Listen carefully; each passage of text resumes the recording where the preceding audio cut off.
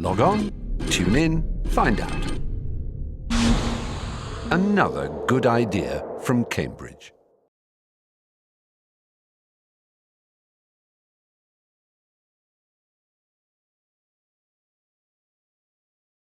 Great pleasure and privilege to have a chance to talk to Marilyn Strathern, who I've known for many years and has been a colleague and friend for many years. Marilyn, when and where were you born? Right, I was born in North Wales on March 6, 1941. And you're an anthropologist, so you'll know why I want to know something about your ancestors. People sometimes go back at least to their grandparents and sometimes back to the Norman Conquest, but in your case, pick an ancestor or two, and particularly people you knew personally and think have influenced you in some way. Well, as you know, families tend to identify themselves with particular figures in the past. And I suppose on my father's side, that figure was Thomas Charles of Bala, who founded the British and Foreign Bible Society. And we were regaled as children with tales of... Did you know him personally, or not? Goodness me, no. No, how far back is this? Thomas Charles, no, we're talking about 18th century. Oh, and you're not that old. 18th century evangelicals. And his sons and his grandsons were heads of village colleges, that kind of thing. And that actually led me to a latter-day reflection that the role that theology and theological dispute played in English society quite clearly. The Bible and its interpretations and these issues provided an intellectual arena that is now quite simply inappropriate for the kind of society we're in. So I prefer to look upon these ancestors as intellectuals rather than theologians. And that was on your father's side? That was on my father's side, and my mother's side, I mean, depending on which branches of the family you trace, Midlands, carpet makers, Kidderminster, that sort of thing. That sort of thing. And then coming down to your grandparents, did you know any of them at all well? I knew my father's two parents who lived in Surrey. I knew them quite well. My mother's mother I knew very well, but her father had died when she was 17, so I never knew him. And were you fond of, did any of them influence you by reading you fairy stories, or? Well, my mother's mother had a wicked sense of humour, I have to say. And I like to think she's passed it on. So going down to your own parents, tell me something about your parents.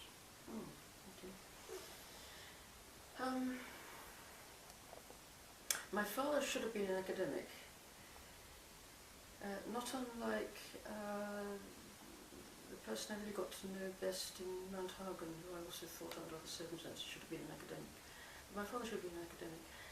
He was a journalist, trained at King's London, but just 1 year of college study.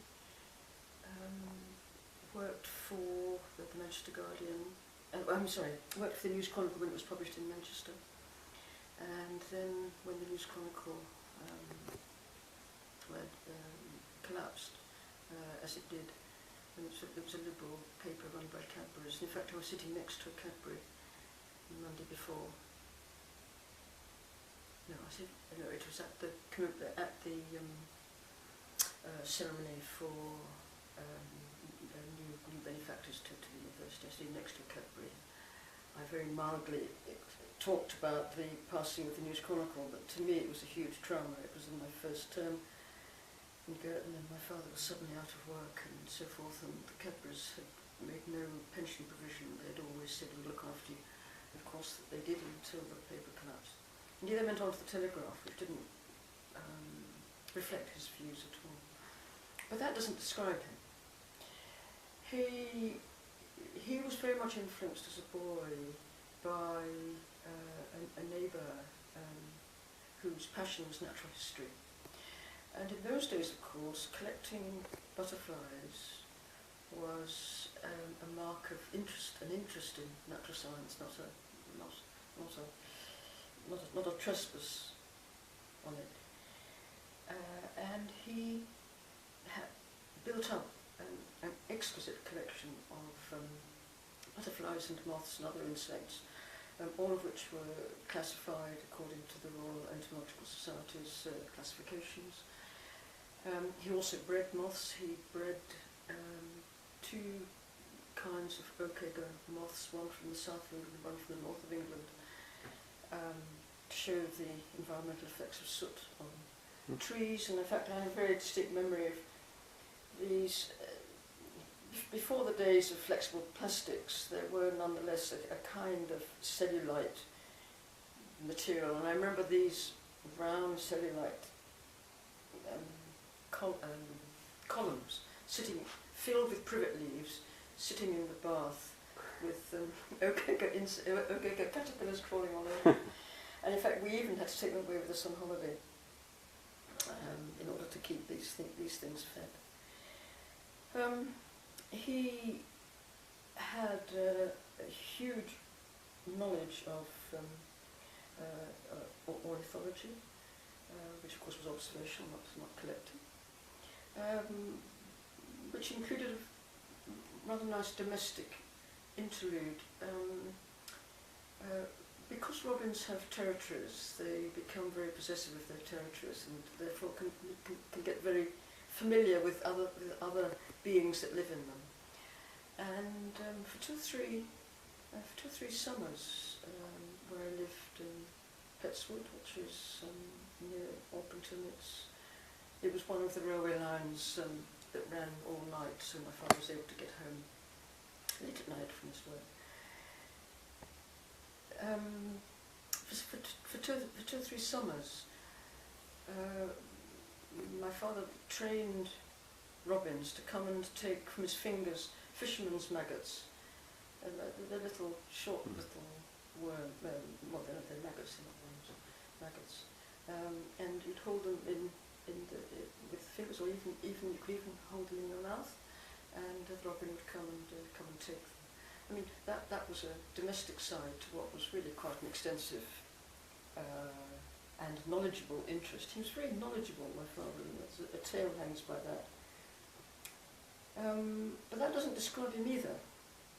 He was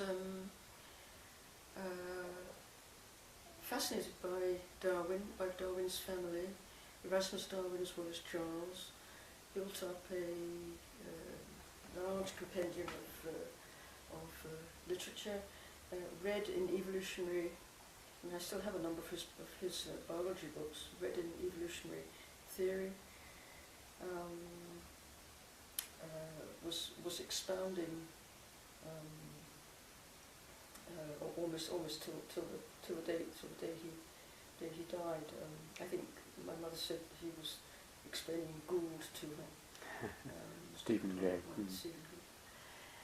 And that it doesn't describe him either, because what he also did was he was a poetry reviewer for the Oxford Times, and I also have a large collection of slow volumes that really date from, well, through the 50s, 60s, even somewhere into the 70s, of particularly poetic works that he enjoyed reviewing. To round off the picture, though, you must imagine a rather diffident, quite shy, quite socially shy person, but quite definite in his opinions. And I found the combination of the definiteness of his opinions and his erudition, which was by no means wasn't thrust down our throats, but it was just there, implacable. I mean, implacably, he knew about the world. And I found it I found it quite difficult, and chose a subject to pursue during my teen years that actually had nothing to do with, which was archaeology. Petswood is in southern Britain. It was a Roman suburb. There are archaeological digs right across the country. My mother, equally formidable knowledge of natural history, in her case, wildflowers in particular. I mean, any walk, you know, we could wherever we went, we would be aware of what was around us. She read English at Girton, and then taught. Was broadly interested in all aspects of English literature, and from that branched out really into literature-related views of society, which was intermingled with a very early interest in women's issues. In fact, this was pre-Betty Friedan, and this was pre the second wave feminism. She would lecture to the WEA, Workers' Educational Association, on women and art, or women in literature, or women in painting. This was in the 1950s, before it was fashionable. She was a member of the Fawcett Society, was quite active politically. She once stood for the local council, I mean, not with any success because they were Labour and we lived in a Conservative ward. In fact, her political roots were really quite deep. Before she met my father, she had been to Russia to celebrate what was then celebratable, which was the dawn of a new society. And she sustained political interests in a way that my father would engage and go along with, but was never passionate about. She taught for a while. She taught first in boys' school. However, which was they were living up in Manchester then, which was fine when she was married. But when I came along, it was still difficult for women then to. I mean, there were some issues over women with children continuing in jobs. So she stopped teaching in one sense, but then she took it up in another sense.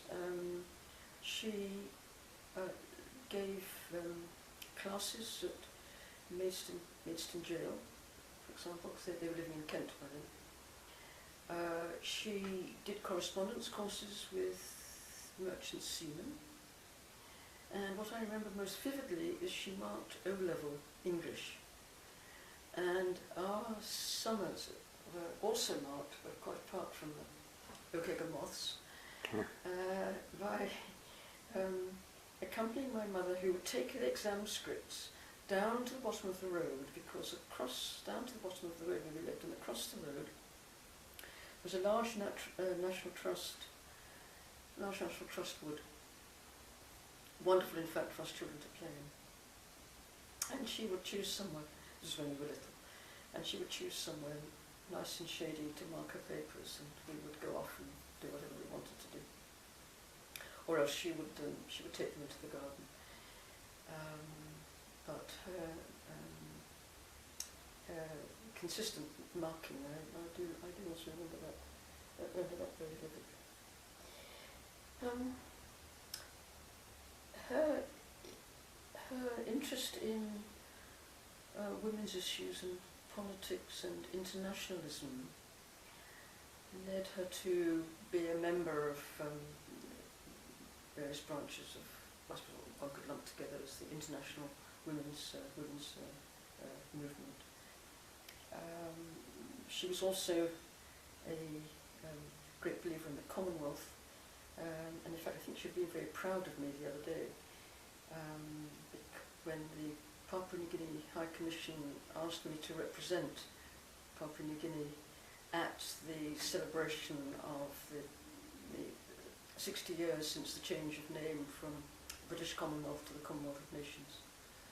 And I think she would have been quite pleased if I'd done that. She did something that I never did for my children, I'm afraid, and I wish I had done. When I was in the 5th form at school, 4th and 5th form, possibly even into the 6th form, she fed me a lot of sort of materials and ideas, not in the sense of doing my homework, because she never did that, and I never done it for anybody. But for example, I distinctly remember a project in history on the 18th century in the 5th form, and the period I chose was the 18th century, and she took me up to London, and we just walked around 18th century London, and that was really quite something. I'll stop. Well, what was she like as a person? Because you were obviously slightly either in awe or distant from your father, and hid away in archaeological sites. She had to carry all the social life of the family. But she was a great friend. She died not so long ago, and I miss her a lot. You talked a lot about we. Did you have brothers or sisters? Sorry? You had brothers or sisters? 2 younger brothers, yes. Younger? Yes. Are they like you? Both of them retired well before I did. Do you remember your first school at all? Yes, Crofton Road Primary School. Mm-hmm. Absolutely. Any memories of that? Crofton Road Primary School, Crofton Lane, sorry. No, it's Crofton Lane Primary School, but before that, no, there was an earlier one, which was next to a Baptist church that had a walk-in baptismal swimming pool. That was called Poverest Road. Infant School. That's right, Poverest Road Infant School. And from there I went to Crofton Lane Primary School. And from Crofton Lane Primary School to Bromley High School. That's right. What do you have any memories of those first 2 schools in particular? Any teacher or searing incident? I have one memory of my of a very early school. At least I think I'm locating it correctly. And a sports day. I think it must have been the last year I was there. A sports day. And I'm not a sports person, obviously, but this was clearly a gala day. And I remember I was wearing, I don't know why I was dressed up, but I was wearing something that I recollect as silky pyjamas. Now, what they actually were, sort of satiny. What they actually were, I don't know. And the memory I have is of walking along and looking back and admiring the shape of my calves. I thought I was the bee's knees. Were there any teachers you remember from that time, or what age are we talking about? From about 5 or 6 well, to... that's up to about 8, and then at about 8 I went to the primary, I suppose to the primary... To Bromley? No, to the primary Crofton Lane Primary School. And from there you were from 8 until... And 8 to 11, until 11 plus. So from 8 to 11 you probably had teachers who were beginning to influence you, or not? Yes, indeed. There was in particular, and that also occurred again in the high school.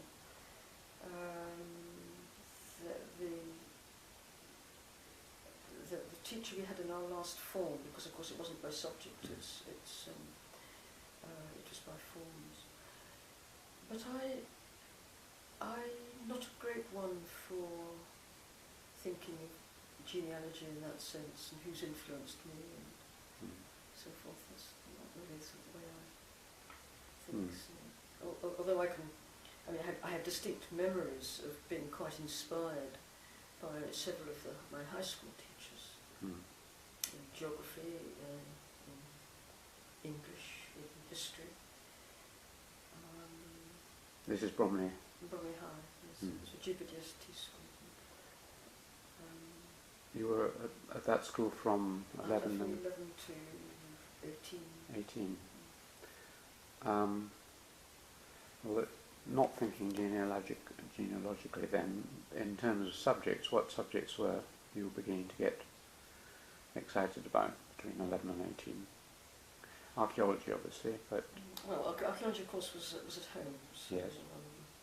That was a bit different. One of the things that my parents did when we were little, that is while I was still at primary school, was whenever we were on holidays, we would make beelines for historic buildings. So there's some very early drawings of mine of a Norman fort, a Norman keep, mound, for example. I could recognise different styles of church architecture. Became quite aware of historical things. So history has always played quite a part in what the way I learnt about fitting things together in terms of explaining the world and so forth. So that went on, and eventually that was one of my A-level subjects, and I always enjoyed that. English literature I took as a natural. Just assumed that was, and enjoyed it enormously, and still recall this ghastly moment in the examination room during O-level, when I had come to the exam really looking forward to, my head was crammed with things and everything from Chaucer onwards. I really knew my stuff, and turning over the paper and starting the questions, and just being so aware of the inadequacy of answering the exam questions as a sort of route into what I really knew about, the complexity and interrelations of what I knew about. And I got a terrible mark. Everybody's completely scandalised as to how I could get such a terrible mark, but I couldn't turn it into exam answers. Things I knew less well, much easier to turn into exam answers. You must have had some practice. There must have been mock exams or something where you had not worried about it so much, perhaps, and just done it without... I think it wasn't so much, how do you turn detailed knowledge into an exam answer as a technique. It was a psychological expectation of that I imagined, rather like admiring my calves at the age of 5 or whenever it was. I somehow imagined that I would display, some kind of brilliance at the subject that I in fact was best at. And I think it was being overcome by my inadequacy at that moment of performance, which of course a mock exam wouldn't have. A mock exam isn't a performance in the same way. This was O-level. What other things did you do at school? Were you interested in music, or you said you weren't very interested in games or sport? No, and music, alas. My mother herself had been a great disappointment to her father before he died. He was quite a musician, and she felt that she was a disappointment to him. Had me tested at the age of 7, and I was declared tone deaf, which meant I never opened my mouth thereafter. And neither of my parents were musical, Mm. so that's a huge gap in my education. No, I wasn't musical. But do you like music? Do you listen to music? I do indeed listen, but with ignorance. Yeah. Hmm. There's a lot. I mean, does music mean a lot to you or not? Yeah. No. What It's words and things to you. What about other activities like drama or local oh, yes, drama. politics? Or No, drama I loved. And can remember now the complete exhilaration produced by having been in a successful drama performance. This was at high school. And even on one occasion, I think I was just the stage manager or something. But that didn't, I wasn't a particularly good actor. Although I did play Queen Anne in a pageant. But the exhilaration of the organisation, the teamwork, being part of a project, that I remember. So I was quite active in that. Oh, well, I was the kind of person who would help edit the newsletter, those sorts of activities. Yeah. School, I mean, about the age 16, 17, many people are confirmed, and also it's the time when some people begin to question whatever faith their parents or friends have inculcated in them. Was this a time when you had any religious leanings or experiences? Oh, it all worked backwards for me, really, because although my parents had come from on both sides Baptist backgrounds, on both my mother's side and my father's side. In fact, I think that was something that brought the senior members of the family together. My father was an atheist, and my mother never quite brought herself to say that. She would say she was agnostic, although in later years found some comfort in Quaker circles, although she wasn't a believer. So I was brought up in an atheist family, and this of course gave me reverse problems. That's the problems of conformity. And the periods when I went off digging, we're talking about 13, 14, I would come home and gobble down the Sunday lunch that had been left for me, and then dash out to the congregational church. And I used to take myself to these religious... Oh, I should just say, we were nonetheless sent to Sunday school just as a routine practice, but that was not a religious thing. So I'd go to the congregational church, and must have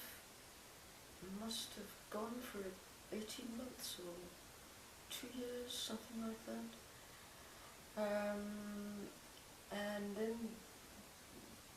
And no one particularly approached me or made overtures or wondered who I was or asked me to join anything, but I worked out for myself that I couldn't take communion unless I'd been baptised, or I knew I hadn't been baptised. So this led to a bit of a frisson. Okay, no, maybe I was 15. And then I was rescued by the Astronomer Royal.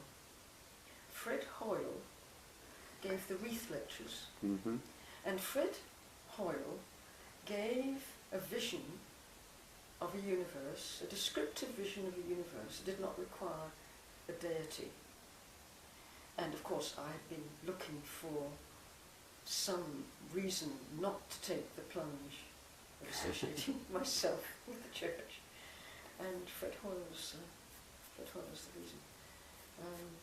For years I kept the Listener that published that, and I can't think now what the date was. I think it may have been 55, in which case I was 14, if that was the date. But that was an incredible liberation, and I've never looked back. Well, how would you describe yourself since then as a agnostic atheist? No, I'm an atheist, absolutely to the core, Hmm. and find present theisms really quite alarming. I mean, I live in a world very different from what I would have imagined the world would be, with religions popping up on all sides and faith schools and other such nonsense.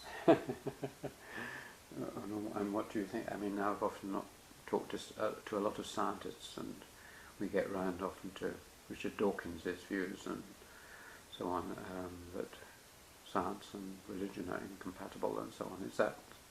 No, not at all. No, I don't. I mean, I think anybody who wishes to profess belief can practice science. I don't think the two are incompatible. I didn't mean to say that because astronomy belongs to the science side that therefore that science is always going to be the refuge from religion. I didn't mean to imply that at all. That was just a particular explanation of the world. It happened to be an astronomical one. I mean, it could have been a social. I mean, a deft social scientist could have done it. Could have done it for me, or a historian could have done it. But it happened to be Fred Hoyle. No, my younger brother is a devout evangelical, and is a forester. And I mean, he's a natural scientist. No, these things aren't implacably opposed. That's not to say there aren't runs of theory which are incompatible.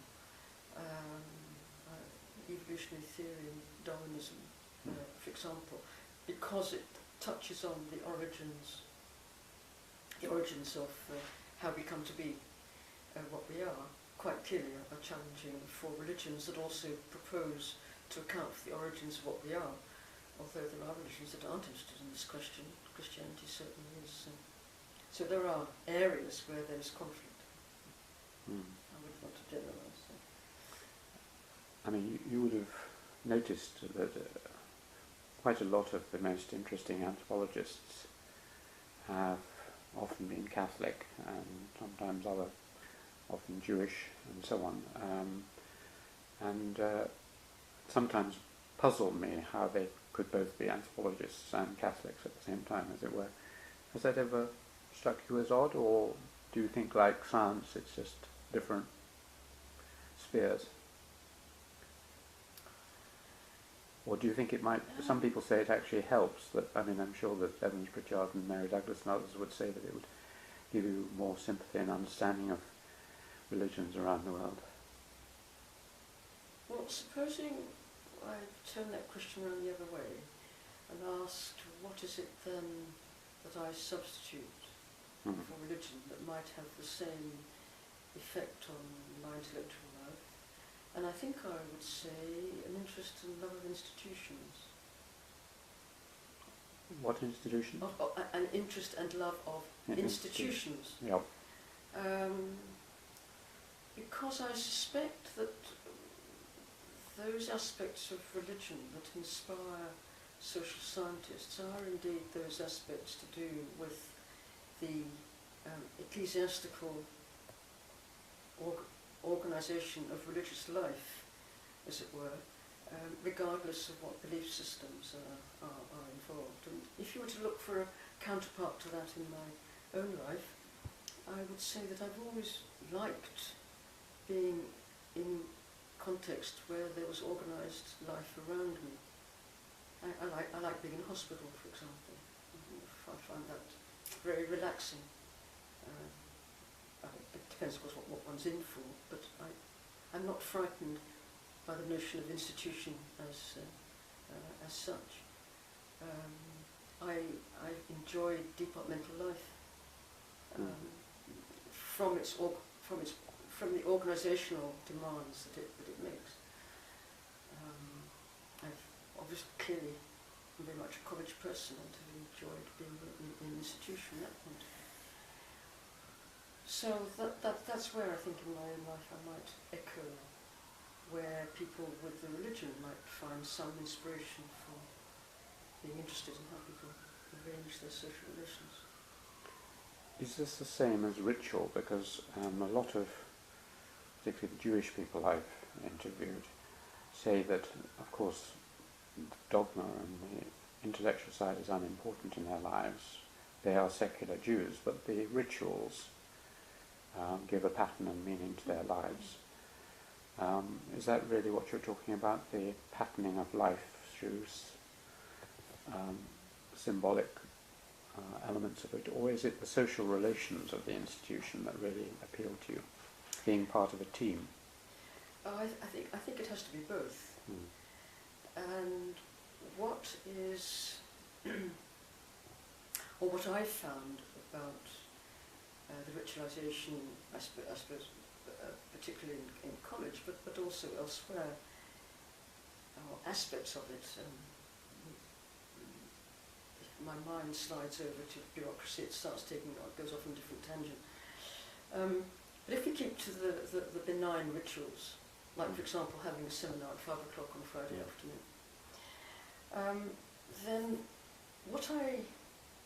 a particular pleasure I derive is the relationship one has to a convention, where one willingly follows the convention, but in such a way that in no way impinges on one's autonomy. In other words, it's a discipline.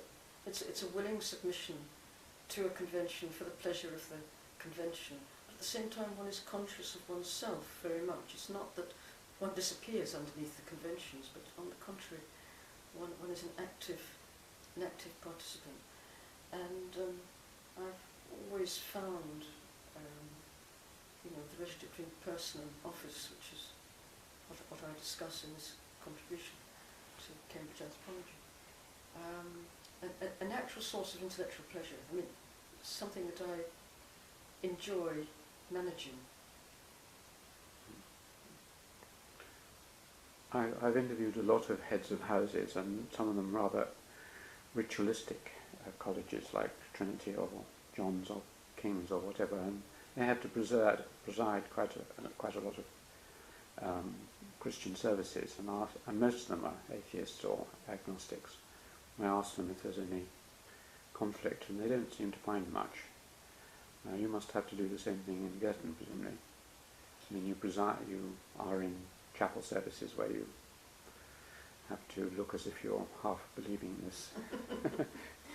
I feel very sorry for our chaplain, who is a great fellow and does a lot of good for the college, and I feel very sorry because I know he perceives that I've not joined in as far as the belief is concerned. Well, now, when I was at Bromley High, I would absolutely keep my mouth absolutely shut during assembly and would refuse to sing. And although I would do the physical genuflection, I mean, I can't quite remember what we did, whether we sat or knelt or whatever, I would keep my mouth utterly closed. That is, after this period of going to the Congregational Church.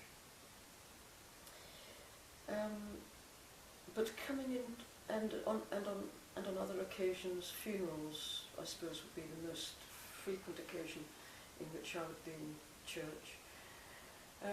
Funerals, in fact, are quite educative because it becomes very clear that as a participant in something that is important, you are actually participating with other people, and therefore it's for the sake of other people there that you join in the singing. And of course, with funerals, the impossibility of the substance of what they're promising, I mean, puts the content beyond rational thought, so that one is left with the singing as an activity.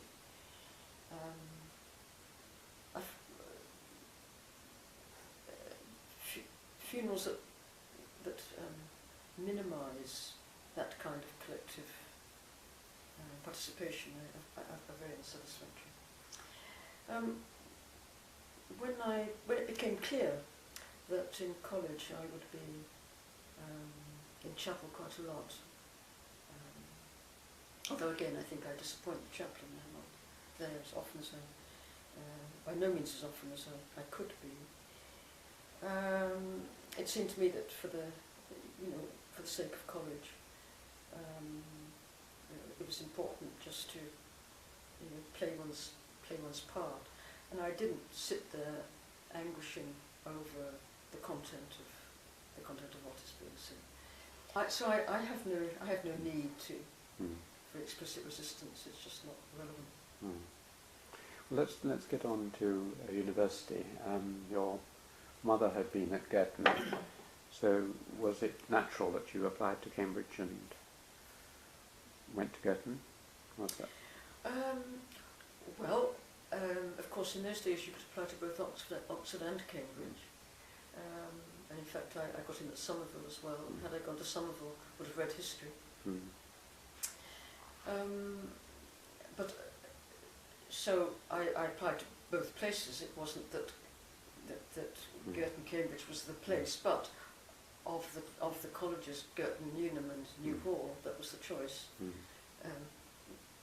Clearly, Girton was the obvious one, and I was terribly pleased that I got an exhibition, but I only got a place at Somerville, which made the decision for me. And you came to read Arcananthe. Why Arcananthe? Because of your archaeological... Because I had done a lot of digging and I was absolutely fascinated, and the thought of being able to continue at university for a year enchanted me, but I knew I never wanted to be an archaeologist.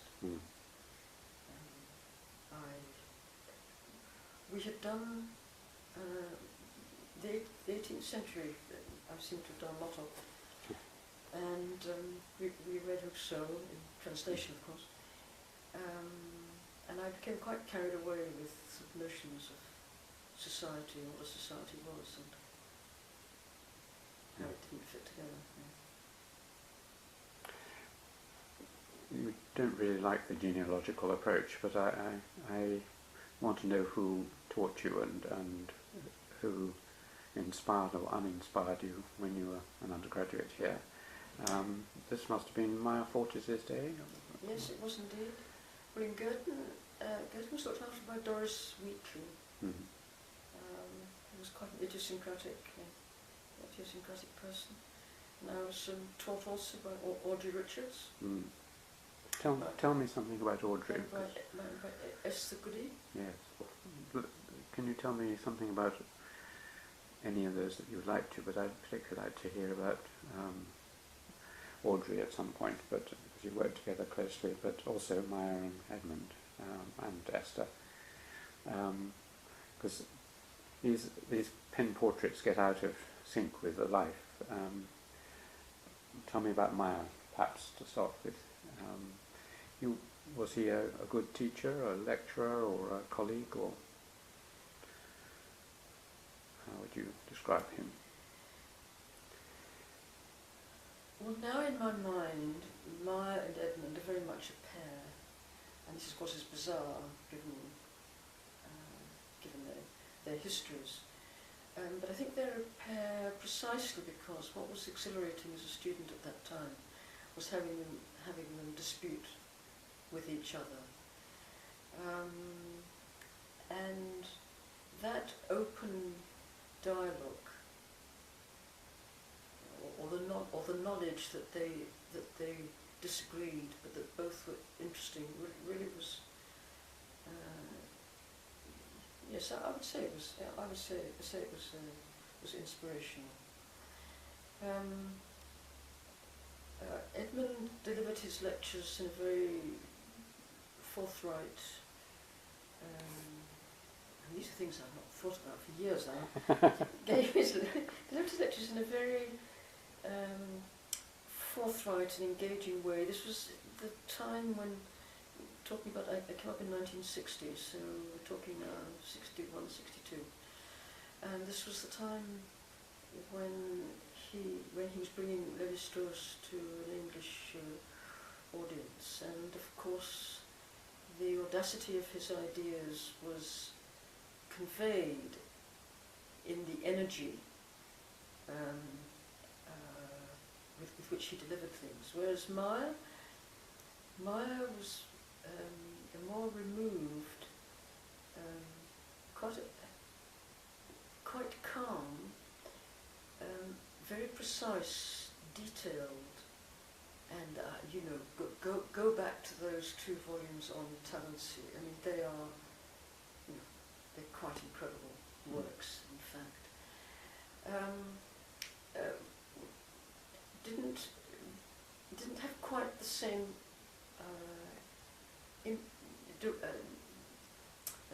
the impact he has wasn't at all the same as Edmund's, but he managed to be a little bit patriarchal without being pompous. I remember him I was fond of him.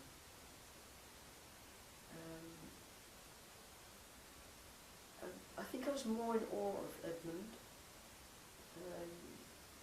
because of the flamboyance, which was so far removed from the kind of person I was. But I quite empathised with what Meyer did. So they have very distinct. It's like two quite different parents. I mean, they're very distinct differences. Yeah. Who were the other people? Was it Rio then, or was it G.I. Jones, or? Rio was there. G.I. was there. G.I. Jones was there. Jack? Martin Southwold. Oh yes. Martin Southwold was there. Jack was. Jack was there. Yes, of course, Jack was there. Was the people often describe this as a time when there were very few undergraduates, really, so that it was a much smaller department and people were much closer together, and so you would go off with the lecturers, or the younger ones anyway, to the bun shop. That's and right. Was this that period? Yes, that was very much that period, and particularly by the time one got to be a research student, it was quite a small band of research students.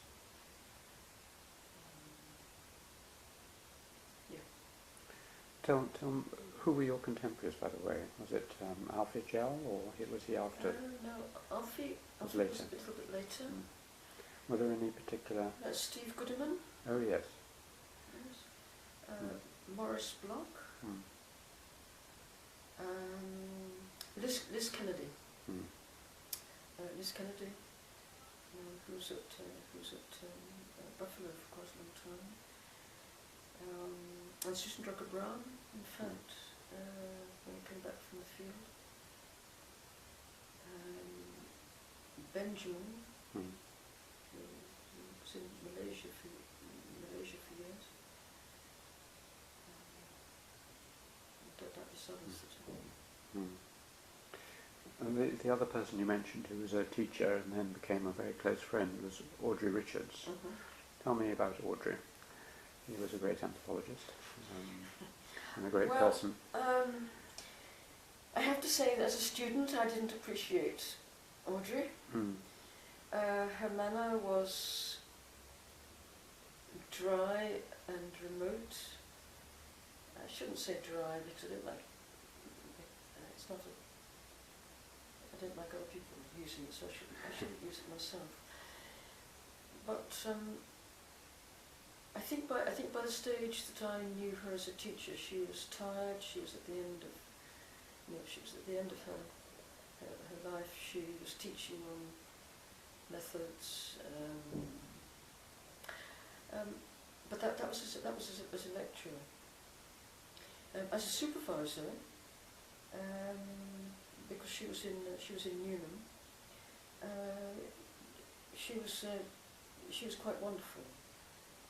Would read what I wrote quite carefully, make very interesting comments, and I really began to warm to her in a way that simply didn't come over in her public persona at that point in her life.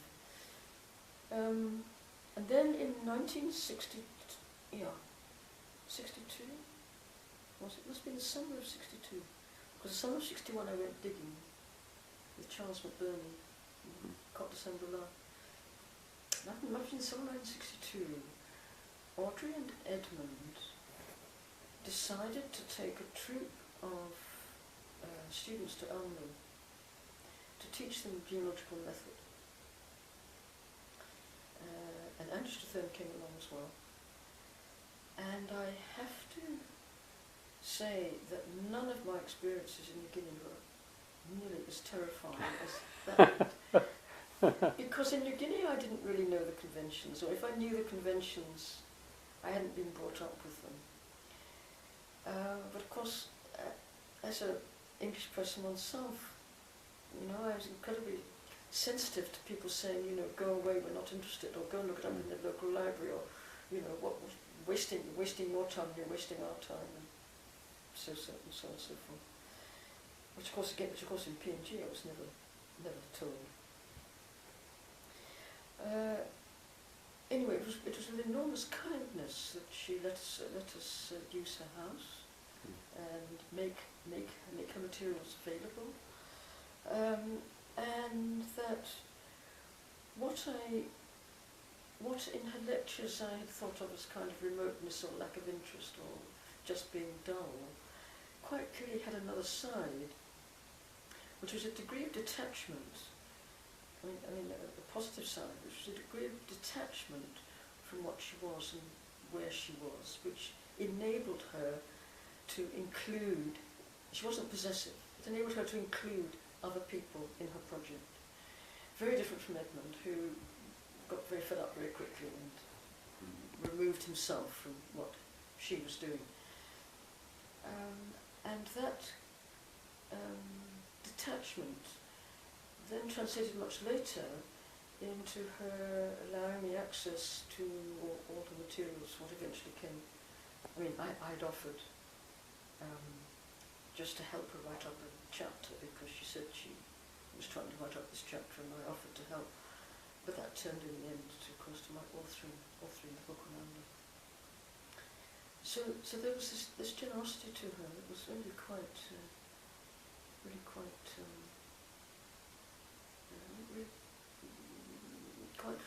impressive. Of course, I became extremely fond of her. Okay, well, let's go on to, you finished, what did you get in your degree? Did you do well? Did you get a 2-1 or first? I got a 2-1. I was top of the 2-1s. And of course, bitterly, or had bitter thoughts about the external examiner. Let's not name any names. Well, But you did well enough to be given a grant or a scholarship to go on to do a PhD. Well, there weren't any grants and scholarships. The what was it called then? It was the precursor of the ESRC. Not the Colonial Research Council. The ESRC wasn't in. SSRC. Was that it? The Social Science Research Council.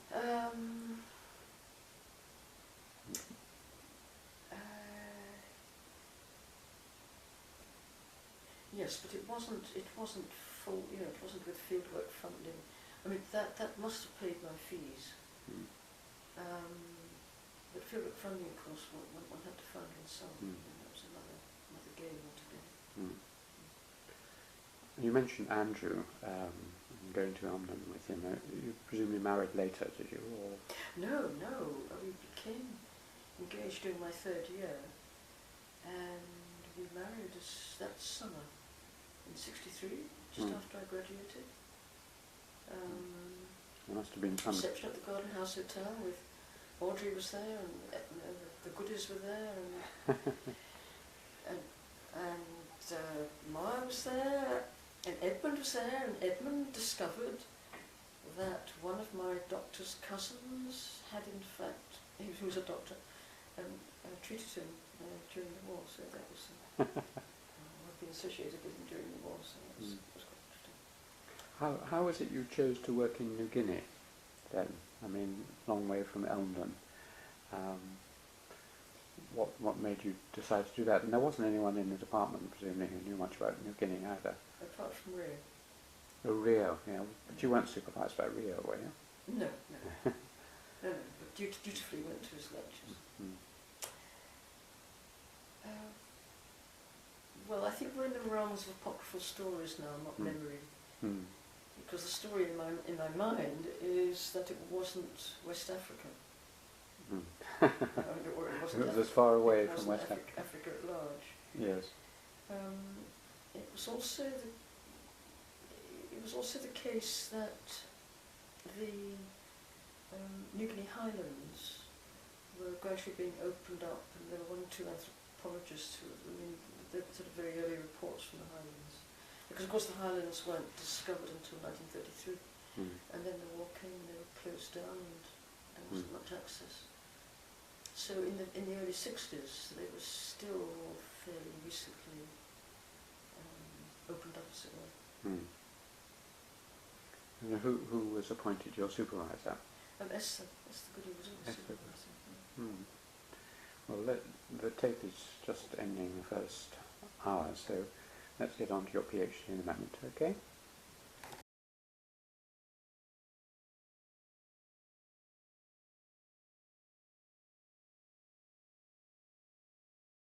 Supervisor was Esther Goody.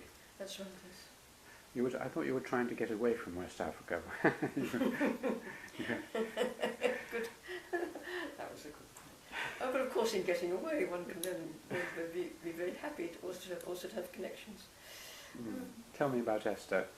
No, she actually, I remember more as an undergraduate supervisor. I used to go round to the house on Shelley Row. Shelley Row, that's right. And the children were little. And I remember supervisions there, and I still remember the first essay I wrote for her in my prelims year. And it was such a leap forward from what I'd been doing in part one. And I was just so excited, and I remember going to, I was in bliss, I went to the university library, and the question was taking Durkheim's method in suicide, how using other materials could you in fact argue or make an argument for the presence of social facts. In other words, she was requiring one to think through different materials in order to actually focus on the method and procedure of inquiry. And I was just thrilled to bits with, and I never gave my students half as imaginative titles, I don't think. But she was a wonderful undergraduate supervisor. As a PhD supervisor, I don't know whether it was customary then, but it was fairly hands-off.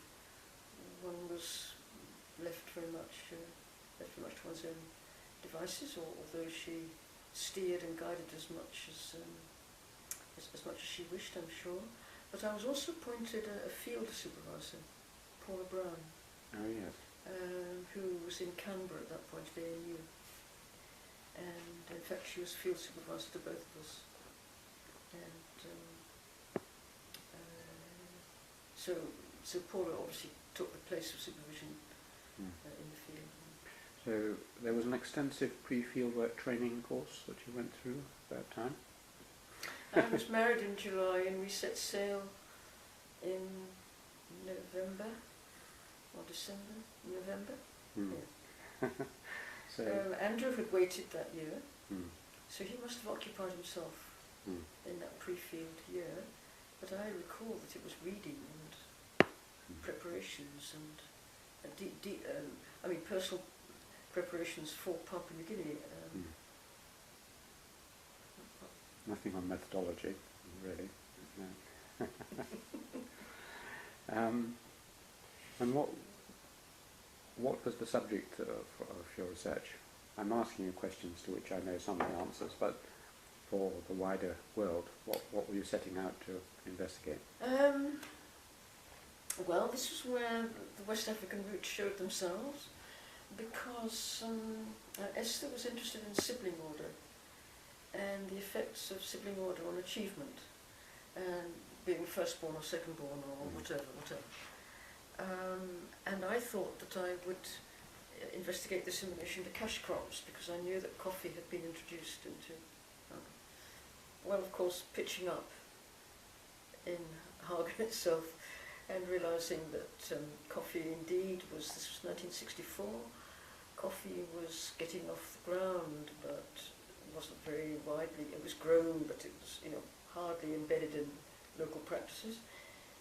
And sibling order was a non-starter. It was just not a way in which people thought about the, I mean, they could differentiate older and younger, but it wasn't an organisational principle.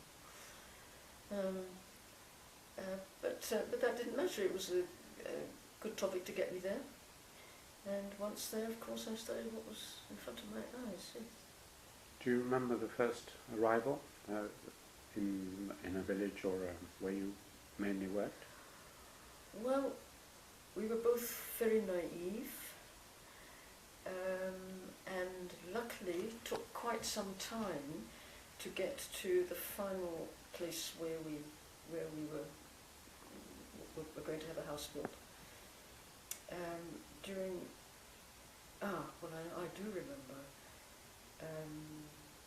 travelling up from Port Moresby in a small, very small plane. I don't know whether it was as small as a Cessna, but it was a very light aircraft that actually landed at all the airstrips along the Wagi Valley, and the one just before Mount Hagen, I mean, these are no longer functional airstrips, the one before Mount Hagen was called Bants. And as we got out, somebody said, Bants. And I thought, I've heard a prenasalized B. I thought. And then actually landing on the airstrip in Mount Hagen, because it was very close to the town at that point, and seeing people with bark belts and tankets, which is a kind of corduroy bustles. And these are just like pictures out of Wieselon and Tishner, and that was a romantic moment. But we took some time to get up to the eventual place where we had a house built, which was a good thing, because we left behind us a trail of mismanaged relations and broken intentions and so on and so forth. So it was quite a process before we finally settled where we settled. And what was the fieldwork like? I mean, it's a big subject, but dramatic, fascinating, lonely?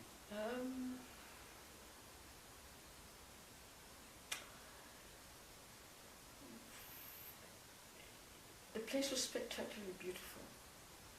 You get up in the morning, and in fact we chose the place, I think because it was so beautiful, on a ridge, and there were two drainage systems, one valley on one side and one on the other. The hills, the tops of the hills and mountains were wooded. People planted fallow after their gardens anyway, so the area was quite wooded and quite steep. You were always going up or down. There was very little flat land, but it was beautiful, and that actually had an effect. I don't think I ever stopped feeling grateful that I was there. Managing relationships was fraught, tense-making. For a while I was by myself because we thought we had different PhDs to get from this work, and Andrew went off in one direction, I went off in another. I pitched a tent, well I didn't not pitch a tent, but had a house built much closer to Hagen town, a place called Kellower, and I was there by myself. That was quite lonely, for 2 or 3 months, and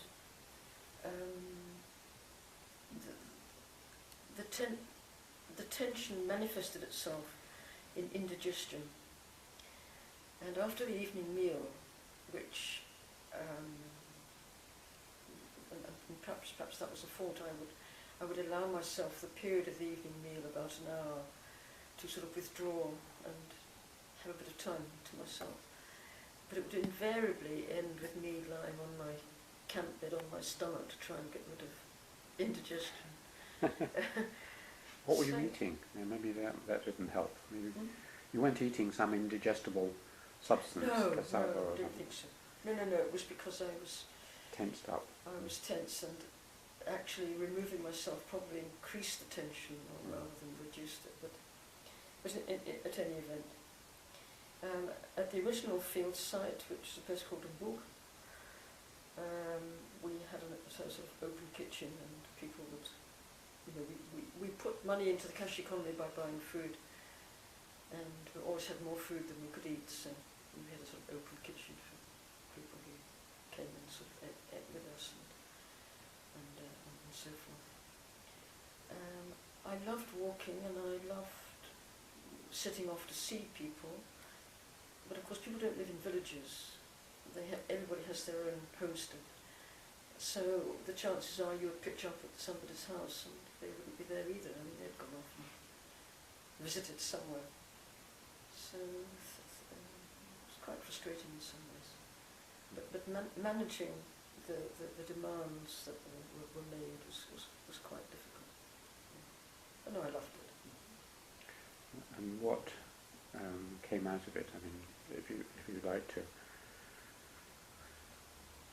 give a simple précis of perhaps one of your very quickly.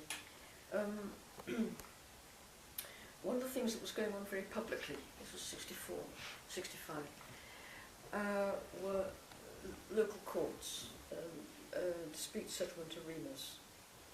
And these local courts were heard, sorry, little L, not the Institute of Local Court that came along later. These sessions were held by people who called themselves either council, after councillor, or committee, which was a name they obviously borrowed from committee, but labelled a person committee. And these happened with great frequency, would attract a small sort of public sitting around, and many of them involved women. And many times women were being accused, usually in some form of disloyalty, running away, wanting a divorce, and so forth. It was a very persistent phenomenon. So I gradually began to build up the idea of a research thesis based on the instance of divorce in relation to descent groups, solidarity. Now, this, you may remember, was Gluckman and the Zulu, and this was straight 1960s Cambridge social anthropology with union descent groups and the fragility or otherwise of conjugal relations. And Esther obviously thought that was a good idea. So I set about trying to put things on a statistical basis. So I did a complete, not trusting my ability to sample, I did a complete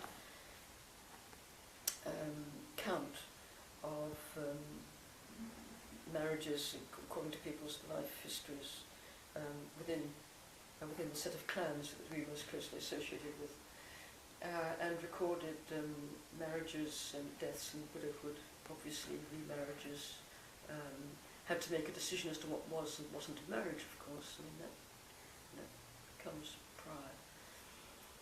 And had with me John Barnes's formula for working out divorce rates, and also had with me an early piece by Richard Salisbury, by Bulmer, I think, and by Murray Ray, who all worked in the Highlands, and had some sense of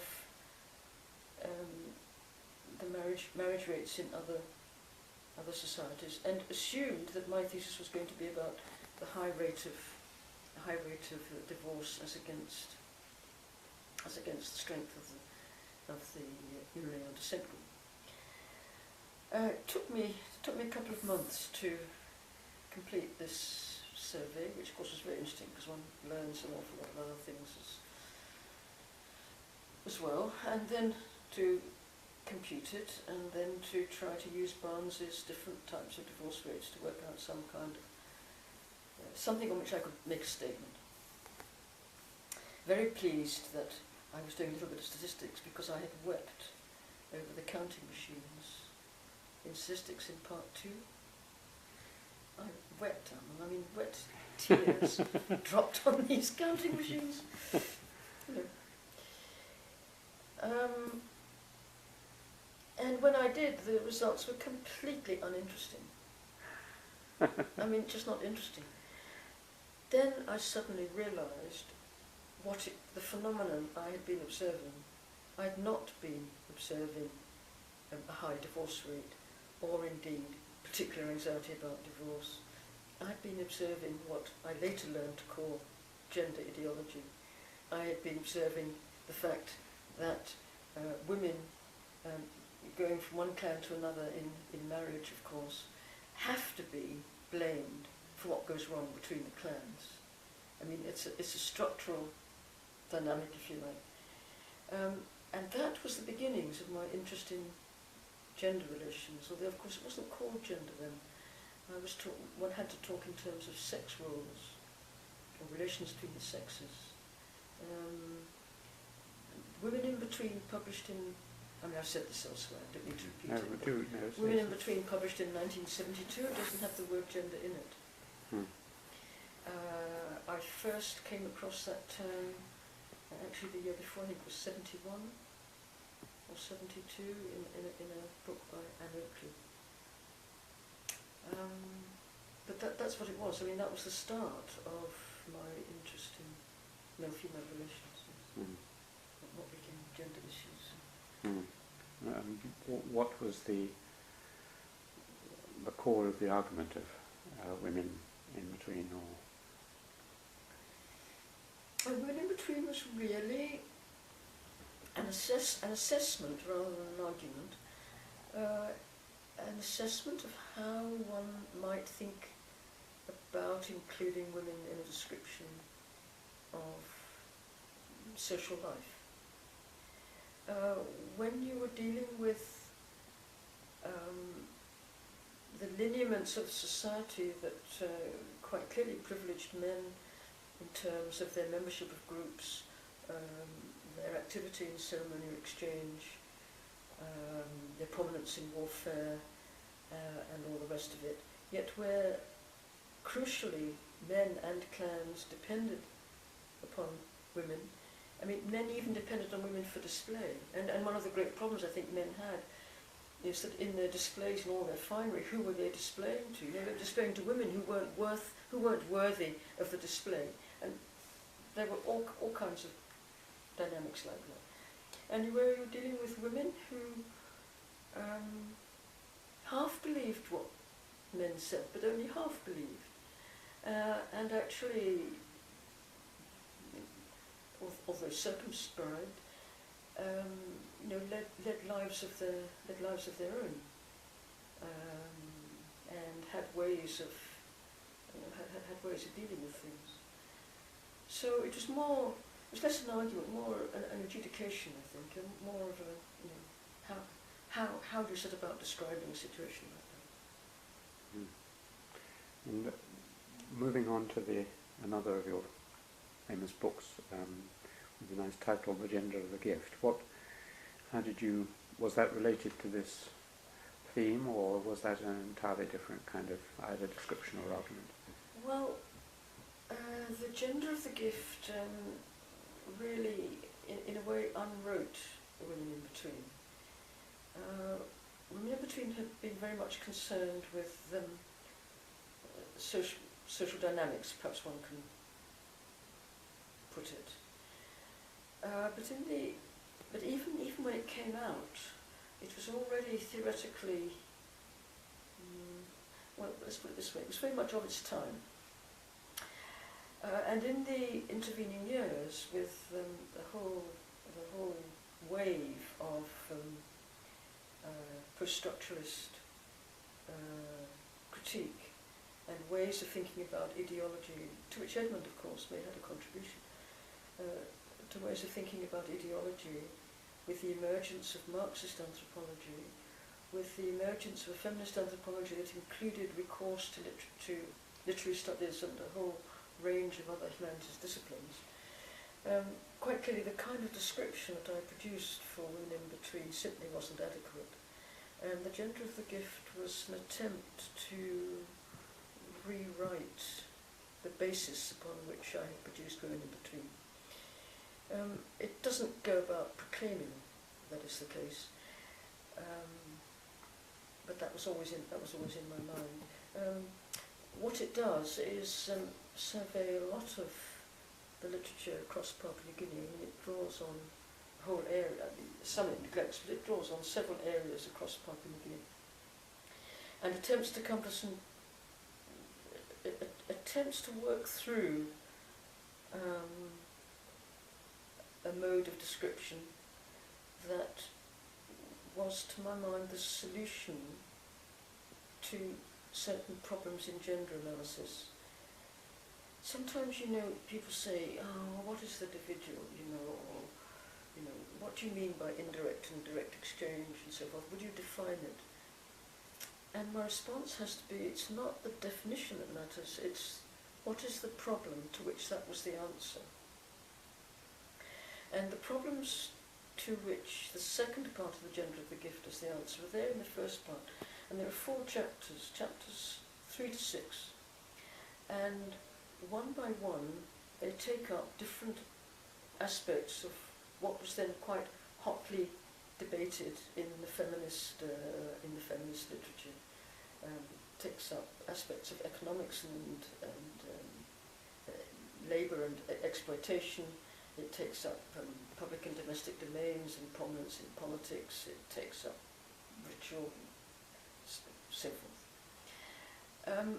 And I worked through what for other Papua New Guinea societies had to up to that point. We're talking about 1984 was when I began that book. What up to 1984, 85, had to that point been the outcome of feminist-inflected attention to New Guinea materials. And each one of these results in an impasse. I mean, you get so far and you can't get any further, and there are problems. So I then bundle all those problems up, and I say, it's to do with the way people are thinking about gender and gender identity. And I found a term for it, which was that they're treating gender as a possession, as something that people have or don't have, or whatever. No, everybody has gender, but depending which one. And that seemed to me typical of a particular way of dividing up the world and thinking about the world that I thought could be solved by suggesting, if that's commodity logic, then let me use gift logic to think about the Melanesian. Now, I've been tripped up so many times on having used this antonym, but the terms really are irrelevant. The point is it released me. It enabled me to put all those arguments. Those arguments had done their work. They brought me up to a certain point, but they'd done their work. And it enabled me to then go on and develop a schema for thinking about Melanesian societies and their theories of social action and so forth. So that's what that book's about. You mentioned the term individual, and as someone who's worked on individualism, I'd be very curious to know what you mean by it and how it impinges on the concept that the West have individuals, and how that is different from what you found in PNG. Yeah. The circumstances under which people individuate themselves or individuate elements in the world around them have to be contrived. One of the things that clans do as groups is insist on their individuality through putting on spectacles, through dancing, claiming identity, and so forth. So it's not the case that there are no individuals. On the contrary, individuation is an aspect of what they're doing, but it's not taken for granted. Whereas I think in the world you and I know best, we take the individuality of items as the sort of, and of persons, as sort of grounding nature, and all our efforts are to think about the relations between them. So we're constantly talking about relations between entities, whether we're building political structures or writing an essay or whatever it is we do. Because the entities are somehow in their individuating aspect prior. Well, it seemed to me it was in the Melanesian material, and here I was quite guided by the invention of culture, Roy Wagner's work. It seemed to me it was very much the other way around, that individuation was an achievement.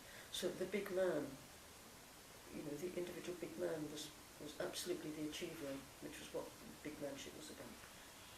And that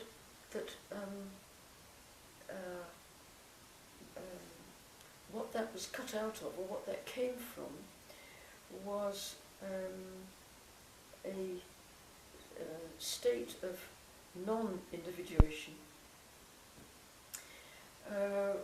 which took a very particular form if you're thinking about persons, because persons are always divided. They are divided by their substance, by their physical, in their bodies. They're divided by their loyalties and so forth, between their mother's side and their father's side. And although these have unequal weight in social organisation, in terms of the way persons imagine themselves, they are forever divided, and that division is constantly repeated. So that when somebody marries, they, as it were, have to dispense. I mean, if you're talking from a man's point of view, when a man marries, he dispenses with the feminine side of himself that he was born with, in order to meet his wife and create another dualism, if you like. So that, at the most intimate level, we're talking about division as a social imperative. So husband and wife sitting across a hearth, pigs grunting in the background, in the most intimate domestic scene. These people are divided radically by their origins, and that radical division will be there in the children they produce, and so forth. And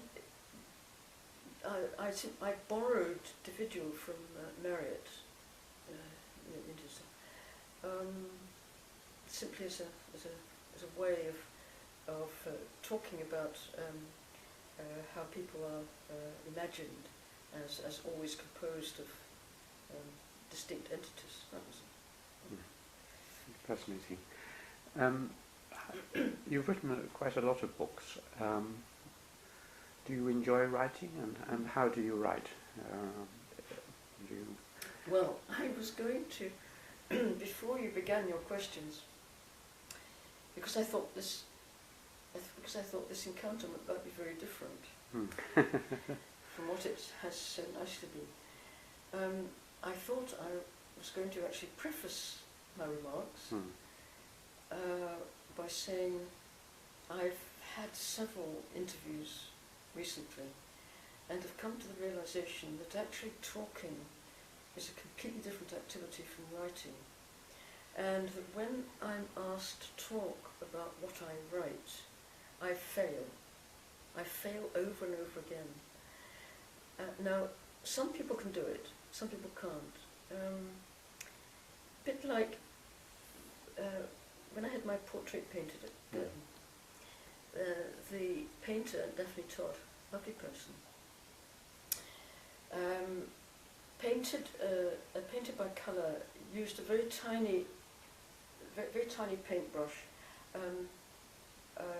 hardly drew an outline, but simply simply observed the colour, simply observed colours in relation to one another, and gradually crept over the whole canvas like this. And I said brightly to her, "Oh, that's just like writing," I said, the words, little words, but they all matter, and they all take their colour from one another. And she would have none of it, and she said, "That's just academic. It's just that academic balderdash. I mean, that's just nonsense. I paint what I see," she said. Now, that was somebody who couldn't put in words what they painted, whereas other people can. We had another artist. We had a collection in Girton for people's portraits, and we had another artist come and expound his portrait, and he was most eloquent. So some people can.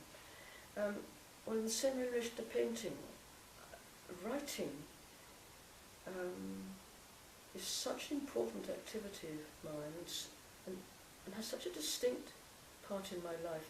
I cannot actually represent what I write just in terms of talking. It doesn't work. And by coming to that realization after having done some terrible interviews, and it's partly to cheer me up, of course. but I actually think talking and writing are quite distinct genres. But just on the practical side, I mean, do you write on a computer? Do you write by hand? Do you find your best ideas come when you're writing, or when you go off for a break and have a walk away from your writing? That sort of thing. Of course, I began like everybody else writing longhand, and then using a mechanical typewriter, and then getting onto a computer. And that's actually relevant, because for many years the typing would come as a kind of, at a point where the writing was already quite well developed. So it was always a polishing activity, and had the pleasure of sub-editing, the pleasure of that polishing. And that somehow is retained even when I don't no longer do those pre-typing stages. Somehow it still carries the sense that I'm doing something that's nearer to completion than writing. What I usually do is, well, no, I'll start in another place. Very often, before I write something, I fall into a sort of depression. I feel I've got nothing to say, or everything's been said, or I'm stupid, or I can't think what to say. And this actually was a real crisis at the time of writing my inaugural lecture. I remember that was in October, and I remember the August that I'd given myself to write it, and halfway through August it was just in complete despair because I couldn't think of anything. And that, I mean, it can be a day or two, but it can also be much longer. It also can be a much longer period. And the writing then becomes a process of lifting myself out of that period, out of that moment. So it actually has quite an emotional effect, and I can't fake it, Alan. I mean, if I have something to write, I can't fake being depressed because I need to write. It doesn't work like that. It's either a real downer, or it doesn't, or not at all. Anyway, when I write, I very often write very fast and very carelessly over the whole span of more or less of what I want to do, and the ideas all come very quickly. That is then followed by a quite pleasurable period when I do the real work, which is going over what I've written and actually assessing whether any of this is any good and what can be retained and what needs to be discarded. And I mean, that's where the scholarship comes in. And I'm doing all this. I mean, I might write a few notes just to guide me, and I've quite often, depends how long the piece is, for book length obviously, but even for a shorter piece I may well do a little schema beforehand, or else I do a schema after I've done this first bit. That gives me my schema, and I then know roughly, I mean visually, I know roughly where things are going to appear. But then there's this long, long process of correction, and of course it's like, you know, finding caterpillars in the salad. You don't know what you've swallowed in the first one. You don't know what you've missed. You don't know what still needs to be corrected. But that in the end tends to, you tend finally to get to a point beyond which you just stop correcting. That's how I will. Fascinating. Let's talk about it at length elsewhere, but just to come back to one other large chunk of your work, which is your work in this country, and particularly your more recent work, which is many of the people who watch this will want to hear a little bit about, your interest in institutions and in bureaucracy, accountancy, and so on. How did you get interested in that, and what is that work?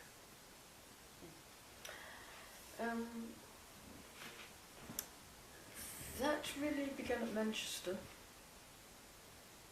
when I was head of department, and I went in 1995, and then 1996 was the first of the really big RAEs. And 1986, sorry, 85, 86. And 86, the first of the big research assessment exercises.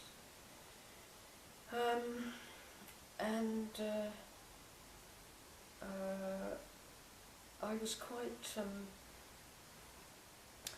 quite oppressed by it, but at the same time, because of the position I was in, and if I hadn't been head of department, I don't think anything is, but because I was head of department, and therefore responsible for having these people perform well, and wanted them to, I had to do everything I could to encourage them, while at the same time being highly sceptical of the exercise. And out of that grew the idea, well, how can I make sense of what I don't like? Maybe if I study it a bit seriously, at least I can make it interesting. So it came actually out of absolutely direct, hands-on institutional experience.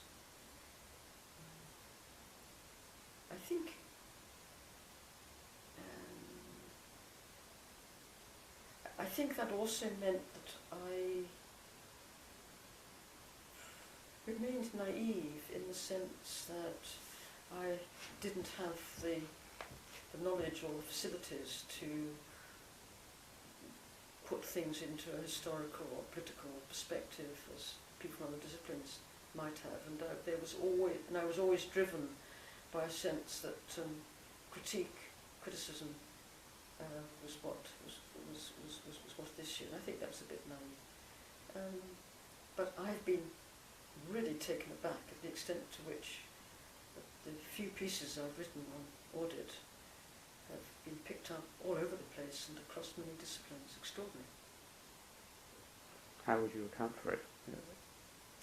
I just think not so many people were writing at that point on these issues. I was drawing in higher education in a very direct way. I think it just spoke to people's concerns. In a recent piece you wrote for, I think, to be published in Cambridge Anthropology, which was a reply to something I wrote. That's right. You put forward the, as usual, counter-intuitive argument that there wasn't enough bureaucracy in the post of head of department of social anthropology and so on. Can you explain what you were arguing there? I was following a particular writer who laments the demise of old style civil service and of the notion of a bureaucracy as a service order within government distinct from politics. And what is being lamented is the personalisation of administrators, the extent to which civil servants these days are meant to have ownership of their projects, are supposed to be very much personally involved and so forth. So that what is regretted is not bureaucracy per se, but this very particular form of understanding in the civil service, that there were procedures and principles that, as it were, saved one from the effects of too much personal investment in what was going on. That is, but one of the things I do mention there is that some of the functions of that old style bureaucracy you find not these days in bureaucrats, but in some of the techniques they surround themselves with.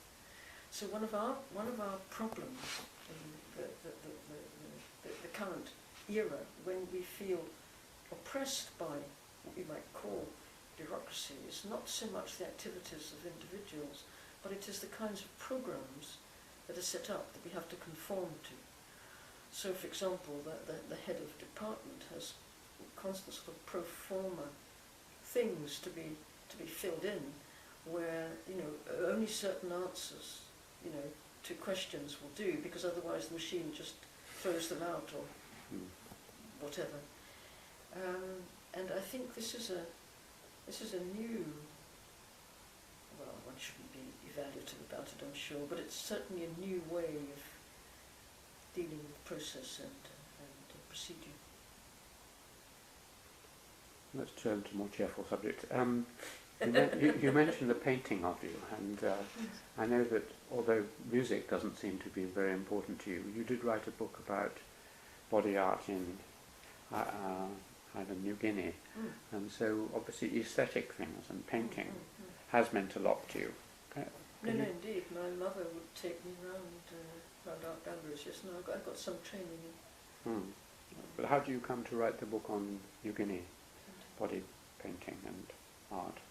Was that a side issue when you were doing your PhD? That was a joint book, of course.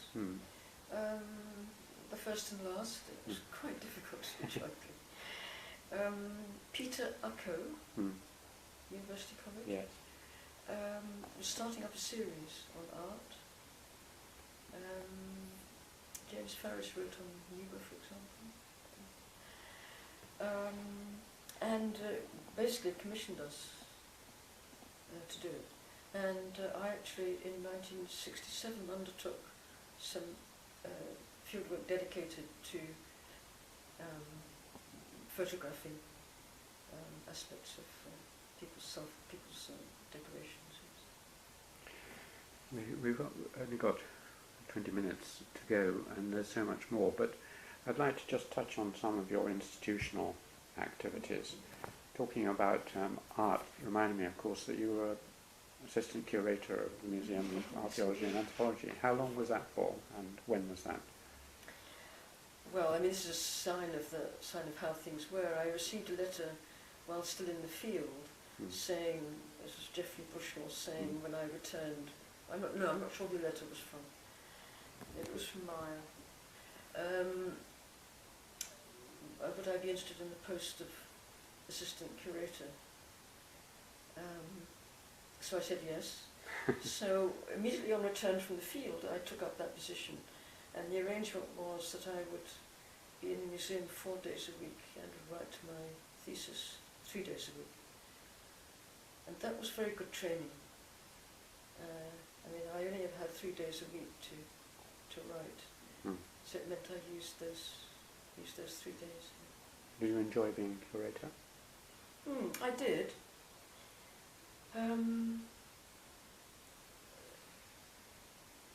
I was given quite a free hand, and remember in particular enjoying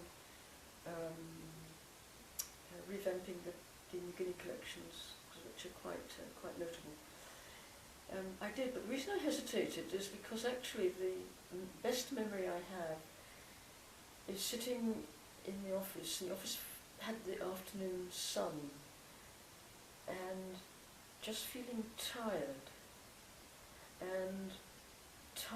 of, I'm afraid, questions from all kinds of people, because it meant, I mean, this was in the days before email, but I think it was a kind of pre-email moment, if you can, you know, piles, and there were always questions, and however many, and one was happy to do it, clearly, that's not the point. The point was, however many there were always more. And yeah. All of us as email recipients will know the feeling. Even worse now.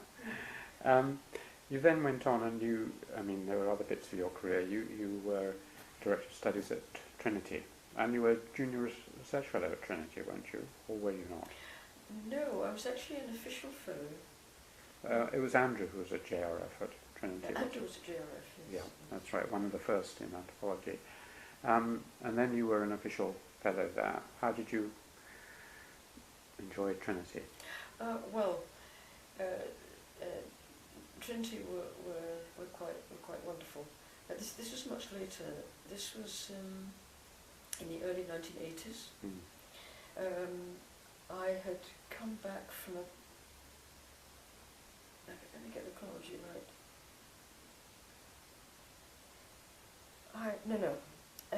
I'd been at Girton. I was a bi-fellow and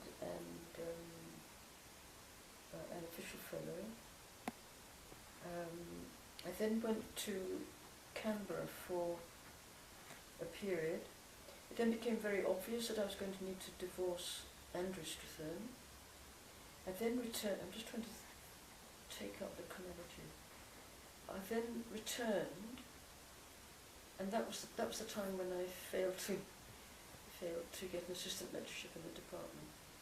And then I returned, and that's right, Trinity made me an official fellow. But then Manchester asked if I'd be interested in going to Manchester as head of department. My first departmental job. And I knew that before I had actually been inducted into the Trinity Fellowship. So I said, look, I'm terribly sorry, but after a year I'm going to leave Cambridge and go on to Manchester. And they said, never mind, we'll induct you anyway. So I was there for a year. So they behaved very, very handsomely.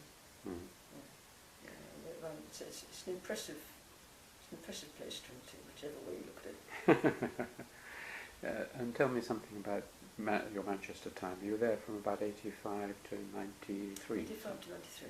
Yes. So. No, that was a wonderful period of my life. I very much enjoyed being in Manchester and living there.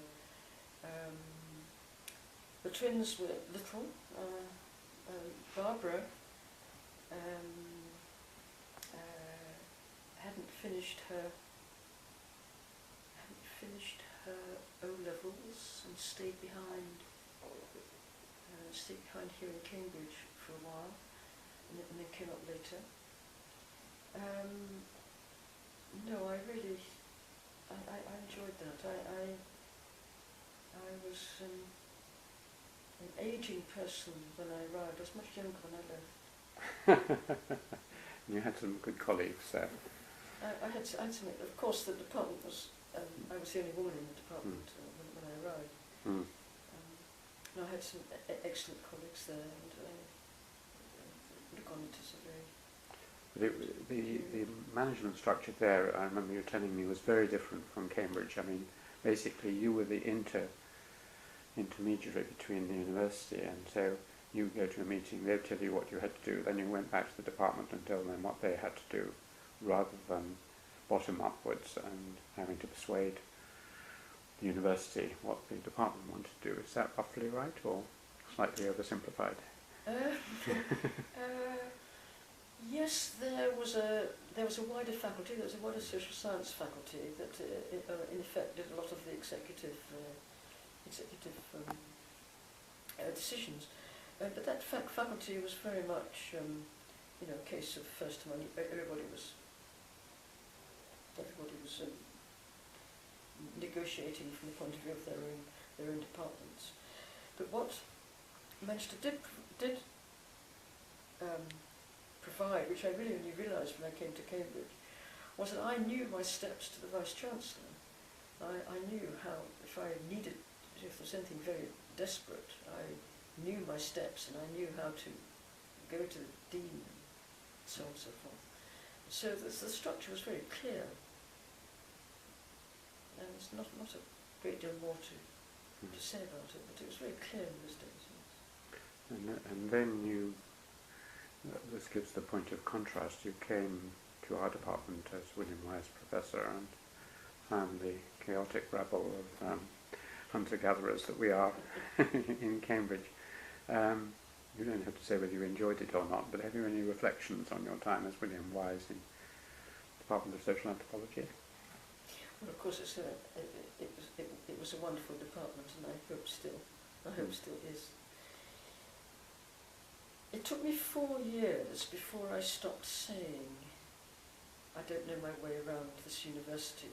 And I'd been an undergraduate, I'd been a research student, I'd been here in my middle years as college by-fellow and then official fellow. But coming back, William Wise, and of course head of department, because I committed myself to 5 years, as you know.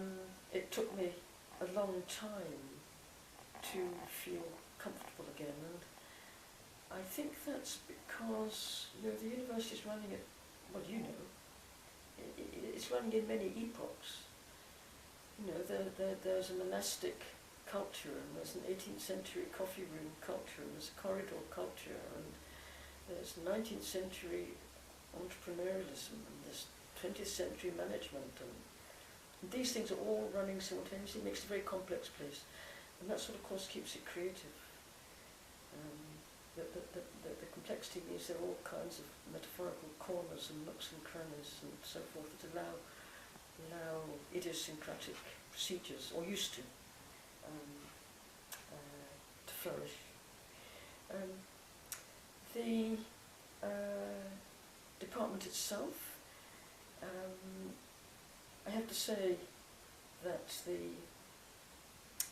liveliness of the students and especially the graduate students has remained a real joy, I think, one could say. What about which kind of teaching do you enjoy most? It sounds as if it's the PhD supervisions. Do you like lecturing, supervising as well, or do you find that less appealing? Yes, I enjoy lecturing. I never regarded myself as particularly good at it, and could never tell whether I was going to leave a lecture feeling elated or leave a lecture with my tail between my legs, and either could happen, and I never knew at the outset, and it seemed to have no relation on the amount of preparation I did, which it would be, but it could easily be one or the other. So that was rather mixed. Latterly, I should say that the writing up seminar really emerged as the piece of involvement with students, because they were hardly teaching. I mean, they were doing a lot of the work. That was really a sort of highlight of my teaching week, and I used to enjoy that tremendously. And then the last sort of institutional role is Girton, the Mistress of Girton. Tell me about that great college and your enjoyment or not enjoyment of it. What's it like being mistress? I warned you not to do it, I'm sure. Yes, you did. You did. And I think probably you were quite wise. But has it been good and interesting? And well, I enjoy very much being part of a complicated institution, and just as it were, witnessing the way different parts of what is going on sort of work together, or indeed don't work together. There's an incredible team of people there in the form of the bursar and the senior tutor and the secretary to council and so forth, who do a lot of the day-to-day administration. I, of course, was only ever the part-time head of house, which means that much more of my administrative time has always gone on departmental or university matters, and I'm including in university matters, requests from other universities as well. Within college, something that I thought I wouldn't enjoy, I enjoyed tremendously, and that is actually sitting down with roughly the same people 2 or 3 times a week to eat. I thought that would be a bit oppressive, but in fact it's turned out to be quite delightful. The college has a very good spirit about it. There are no. I mean, I always knew. I knew right from the outset in Manchester. The one thing you need to prevent is a cleavage. You can have any number of prima donnas, you can have any number of alliances and whatever, but as long as the alliances keep on, this is good old anthropology, as long as the alliances keep on cross-cutting with one another, and that different issues engage different constellations of interests, everything's fine. As soon as you have a cleavage in a department, a crevasse, then every issue falls into the crevasse, and things just get very bad. So I absolutely knew at Manchester that the one thing to prevent was a cleavage, and I hoped while I was head of department here in Cambridge that was also the case. But that was worked at. Not just by happenstance.